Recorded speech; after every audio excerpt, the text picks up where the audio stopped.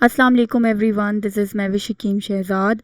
Last video में हमने देखा कि किस तरह मोहम्मद बिन कासिम सिंध के इलाके को फ़तह करते हैं और फिर यहाँ पर अरब्स का रूल आता है।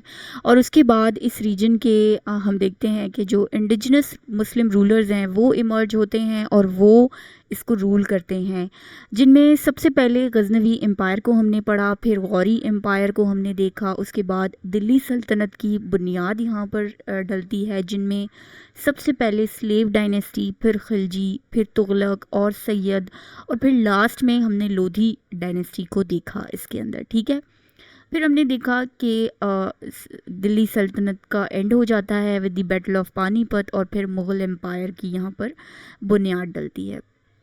हमने देखा कि हर डायनेस्टी का एंड एक ही रीज़न से हुआ है। ठीक है, and that is weak succession and weak leadership. जब आपका रूलर ही वीक हो जाएगा तो ऑब्वियसली आपके दुश्मन आपको ओवर पावर कर देंगे, और ऐसा ही हुआ। हर डायनेस्टी का उरूज हुआ और फिर जवाल हुआ। ठीक है, तो आज हम पढ़ेंगे मुग़ल एम्पायर का कि किस तरह से मुग़ल एम्पायर का राइज़ होता है और फिर इसका डाउनफॉल होता है। ठीक है, तो शुरू करते हैं कि कैसे मुग़ल एम्पायर बना और फिर how the Mughal empire were able to rule that region for around more than 300 years. The Mughal Empire was a powerful and influential empire that existed on the Indian subcontinent from the early 16th century to the mid 19th century. The court language of the Mughal Empire was Persian. Mughal culture combined Persian, Islamic, and Indian elements as well, creating a unique blend. Mughal Empire left a lasting legacy in India, particularly in the areas of art, architecture, literature and administration. Mughal architecture में हम देखते हैं Taj Mahal, Agra fort, red fort in Delhi, और ये basically जो भी Mughal architecture हैं they are renowned for its beauty and its amazing architecture. The empire's impact on Indian culture and society is still evident today. सबसे पहले जो है वो हम मुग़ल एम्परर बाबर के बारे में जानते हैं। हमने देखा कि बैटल ऑफ पानीपत होती है मुग़ल एम्परर बाबर और इब्राहिम लोधी के दरमियान। Ibrahim Lodhi was the last descendant of the Lodhi dynasty, और बाबर जो है वो ये बैटल ऑफ पानीपत जो है वो जीत जाते हैं, और फिर उसके बाद जो है वो बाबर जो है वो रूल करते हैं इस एरिया को। Babur basically led the foundation of Mughal empire. Babur जो थे वो सेंट्रल एशिया से थे। बाबर के जो इंसेस्टर हैं they are basically belong to the region of the Amu Darya, and Amu Darya is basically one of the river in the central Asia, and it was homeland of Chagatai. Chagatai is basically the second son of Genghis Khan. Babur was a descendant of both Timur and Genghis Khan, और बाबर के बारे में कहा जाता है कि he was actually inspired by the tales of Tैमूर conquest of India, and he wanted to follow his footsteps. Babar को जो है वो विरासत में फ़रगना का एरिया मिलता है। Ferghana is basically a region located in the central Asia, दो he was from central Asia. 1504 को बाबर ने काबुल और गजनी को फतेह किया। ठीक है, 1511 में ही रीकैप्चर्ड द एरिया ऑफ समरकंद। उस वक्त बाबर को दो मेजर डायनेस्टीज से ख़तरा था, one in Iran that is Safavid dynasty and second the Uzbeks of central region. So he decided to set his sight on India to establish his empire. Being a Timurid, Babur जो थे वो पंजाब के region में interested थे because it was once belong to Timur. Then between 1519 and 1524 he conquered many areas of Punjab like Sialkot, Bheda, Lahore. After securing the Punjab region, Babur ने फिर दिल्ली की तरफ रुख किया। अब दिल्ली में बाबर को इब्राहिम लोधी की फोर्सेस का सामना करना पड़ा। Then he defeated Ibrahim Lodhi's forces in the Battle of Panipat, as I told you before, in 1526. Babar जो थे he had a very well organized battle strategy and he was well informed of the Western and Central Asian war tactics, and Babar's exceptional leadership actually led to his victory in the Battle of Panipat. Babar के control में अब आ जाता है दिल्ली का area, Agra का area. Still Babar को challenge था, बहुत से अफ़गान रूलर्स जो थे उत्तर प्रदेश और जो है आपके बिहार के रीजन के अंदर। एक तरफ जो है वो बाबर को इन द ईस्ट हम देखते हैं कि बंगाल जो सुल्तान थे बंगाल के, उनका जो है वो एक थ्रेट था, और साउथ में जो है वो राजपूत स्पेशली राणा संगा जो है उनको जो है वो एक थ्रेट था। फिर 1527 में बैटल ऑफ खानवा होती है जिसमें राणा संगा को भी बाबर जो है वो हरा देते हैं। बाबर का अगर हम पीरियड देखें तो बाबर का जो पीरियड था ये बहुत ही शॉर्ट था। It was mostly occupied with Wars. उसको इतना टाइम नहीं मिला कि वो फुली अपने रूल को स्ट्रेंथन कर पाते, लेकिन his efforts led the foundation of Mughal imperial system. Babur ने कुछ सेंट्रल एशियन एडमिनिस्ट्रेटिव प्रैक्टिसेस भी यहाँ इनिशिएट की। Babur then passed away in 1530 और फिर इनके बेटे हुमायूं जो है became the second ruler of the Mughal empire. तो अब हम बेसिकली पढ़ेंगे हुमायूं के बारे में। ये एक और स्लाइड है बाबर के ही हवाले से, आप लोग इसको देख सकते हैं। ये मैं एक्सप्लेन कर चुकी हूँ। हम लोग आगे चलते हैं, हुमायूं के बारे में हम पढ़ते हैं। अब हम थोड़ा सा मुग़ल एम्परर हुमायूं के बारे में पढ़ते हैं। हुमायूं जो थे, he had a very difficult start due to the conflict with Sher Khan. Sher Khan जो थे basically he was the new leader of Afghans in the east, और साथ ही साथ हुमायूं के जो भाई थे वो भी उसकी रूल को चैलेंज कर रहे थे। हुमायूं ने जो है वो बिसीज किया दी फोर्ट्रेस ऑफ चुनार, लेकिन उसको कैप्चर नहीं कर सके। Then he manage to capture the area of Malwa and Gujarat, लेकिन ये टेरिटरीज़ भी वो होल्ड ना कर सके। ठीक है, हुमायूं फिर बंगाल जाते हैं, वहाँ के जो है वो जो सुल्तान महमूद होते हैं उसके साथ वो शेर खान से लड़ते हैं, और इस तरह जो है वो दिल्ली और आगरा में भी अपना कंट्रोल जो है वो खो देते हैं। फिर बैटल ऑफ कनौज होती है, उसमें शेर खान जो है वो हुमायूं को शिकस्त दे देते हैं। Then he was in exile in Iran for many years, और इस तरह फॉर अ शॉर्ट पीरियड जो है वो हम देखते हैं कि सुर डायनेस्टी जो है वो इस्टेब्लिश होती है। शेर शाह जो थे basically he was politically and militarily was very strong. Sher Shah was mainly remembered for his important reforms in revenue administration, और इसके अलावा इसने टैक्स कलेक्शन का सिस्टम इंट्रोड्यूस किया। रोड इंफ्रास्ट्रक्चर पे इसने काम किया। जीटी रोड जो है वो शेर शाह सूरी ने बनवाया। सिल्वर कॉइन्स को इंट्रोड्यूस किया, and these reforms are part of Sher Shah's legacy. Humayun जो था while in exile was closely observing the situation in Delhi. Humayun had been preparing to regain his throne.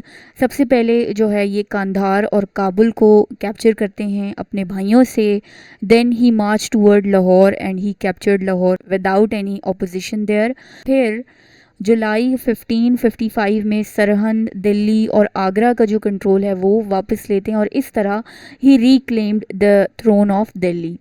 Then he died naturally, and फिर उसके बाद जो उसके बेटे होते हैं Akbar, he took over the control of the Mughal empire. Akbar जो थे he was just 13 year old and his guardian Behram Khan was helping him to lead the region.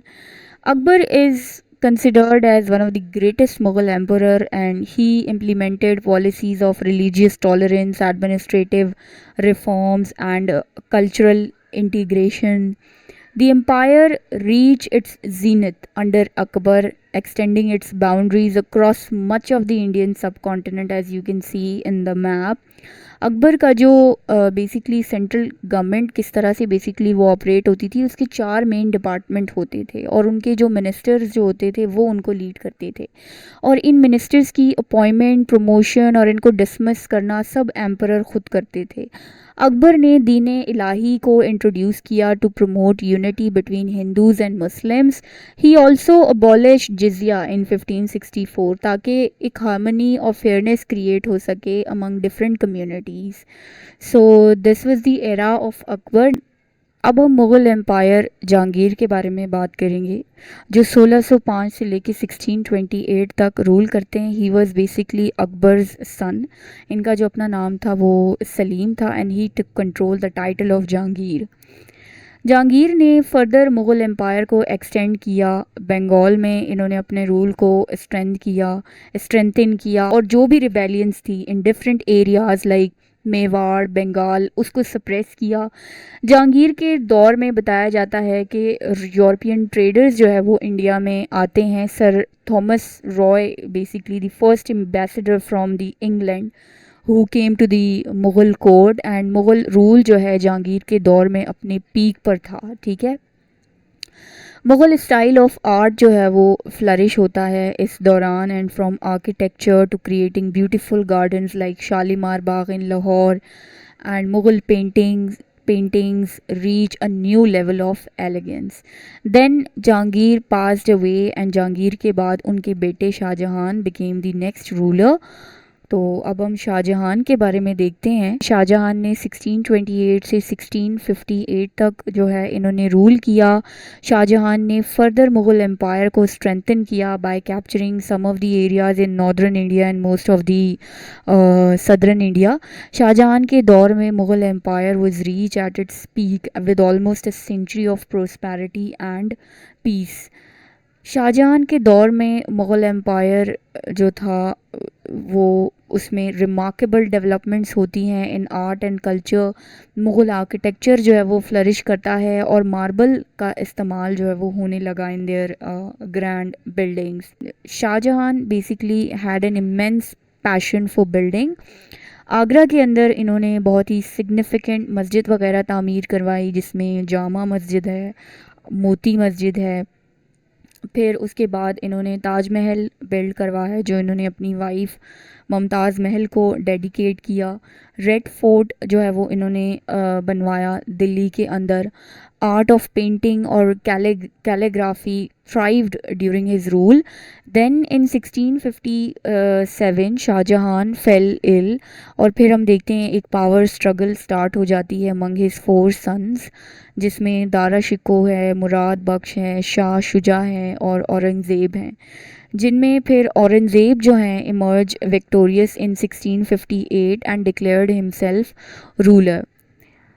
ठीक है, तो अब हम औरंगज़ेब के बारे में थोड़ा सा पढ़ लेते हैं। औरंगज़ेब जो है वो रूल करते हैं 1658 से 1707 तक, और औरंगज़ेब के दौर में आप देख सकते हैं ये मैप के अंदर मुग़ल एम्पायर इतना बड़ा हो जाता है कि it is too unwieldy to control by one emperor.